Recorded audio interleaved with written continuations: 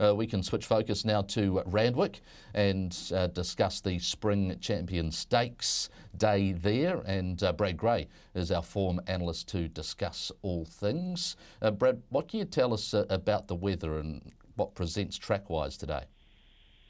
Good morning, Jason. Yeah, well, we expected a big dump of rain overnight. We didn't get it, so a lot of analysts, including myself, have got a few wet trackers picked out. But at the moment, we're a good 4. We only caught 2.5 mil overnight. There's still maybe a sprinkle around today during the day. We'll just have to monitor that. But as it stands, we're on a good deck. It's very rare for Randwick to miss a rain band, but there you go.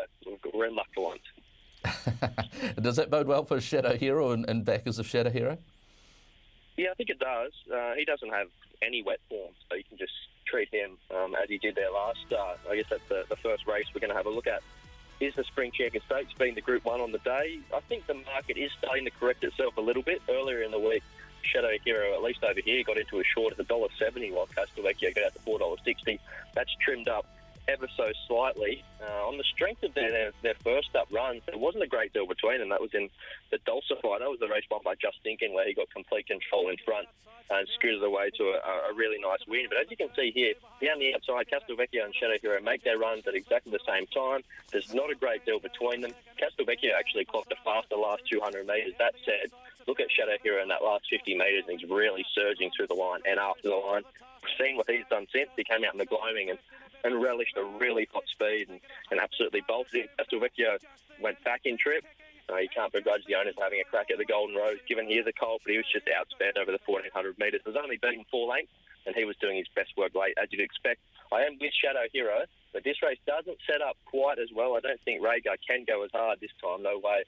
It just went a brutal tempo that time. Just Thinking gets the shades on. I think he gets control. If the punters want to play around a few multiples, I think the runner you have to include is the 9.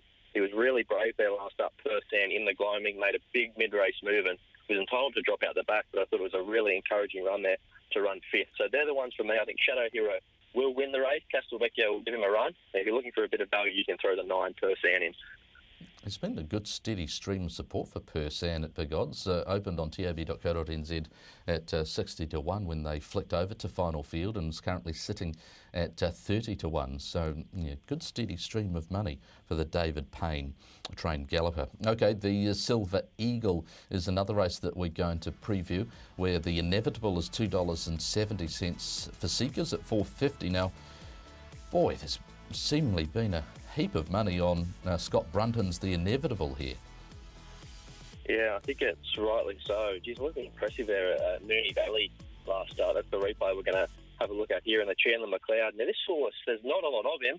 I know Scott Brunton's come out and said you'll see him in the yard, and you certainly won't be picking him on looks. He's only tips the scales at about 430 kilos. So nothing of him, but he's all picker. Look at him here. He takes off at the 800 metres, burns him into the ground. And in second there was Deprived, who is a horse we know really well in Sydney.